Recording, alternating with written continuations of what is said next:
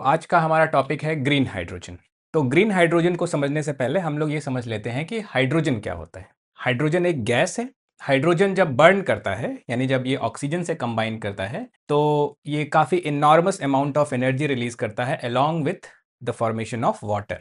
तो यहाँ पे वाटर बन रहा है और एनर्जी रिलीज हो रही है। राइट नाउ हम लोग इस एनर्जी को यूज़ करते हैं to generate electricity, and that device is called fuel cell. तो फ्यूल सेल ऑलरेडी हम लोग यूज़ कर रहे हैं, जिसमें हाइड्रोजन और ऑक्सीजन को यूज करके इलेक्ट्रिसिटी जनरेट करते हैं, और इस प्रोसेस में वाटर रिलीज हो रहा है। ये एक ऐसा प्रोसेस है जिसमें एनर्जी जनरेट हो रहा है और वाटर रिलीज हो रहा है, और इसके साथ कोई ग्रीन हाउस गैस एमिट नहीं हो रही है, कोई एयर पॉल्यूटेंट इसमें रिलीज नहीं हो रहा है या एमिट नहीं हो रहा है। Therefore it is a clean source of energy, so it is a clean fuel with zero carbon footprint. इसका कार्बन फुटप्रिंट जीरो है। सो प्रॉब्लम यह है कि हाइड्रोजन का रिजर्व यहां पे अवेलेबल नहीं है अर्थ पे। It is a very light molecule, और बहुत छोटे मॉलिक्यूल्स हैं इसके, इसलिए अर्थ की ग्रेविटी इसको होल्ड करके एटमॉस्फेयर में रख नहीं पाती। तो जो भी हाइड्रोजन नेचुरली प्रोड्यूस होता है वो एस्केप कर जाता है स्पेस में। देयरफॉर हम हाइड्रोजन की मैन्युफैक्चरिंग करते हैं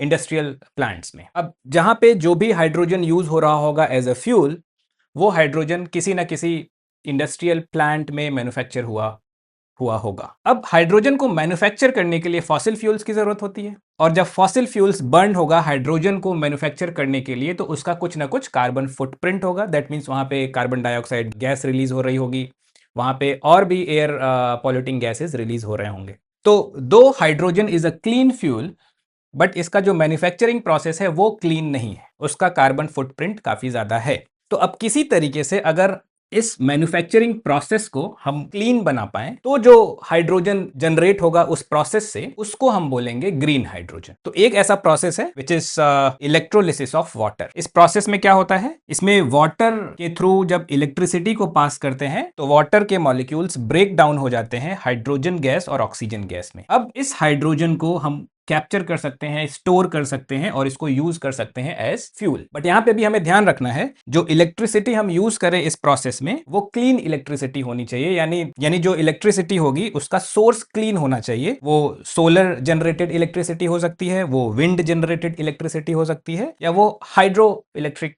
पावर प्लांट में जो इलेक्ट्रिसिटी जनरेट हो रही है वाटर को यूज करके, दैट इलेक्ट्रिसिटी। क्योंकि इस प्रोसेस में जो इलेक्ट्रिसिटी जनरेट हो रही है उसका भी कार्बन फुटप्रिंट जीरो है। सो ओवरऑल हाइड्रोजन को जनरेट करने का प्रोसेस भी क्लीन है, और हाइड्रोजन अपने आप में क्लीन फ्यूल तो है ही। देयरफॉर ये वाला जो हाइड्रोजन है इसको हम बोलते हैं green hydrogen. So this is all about green hydrogen.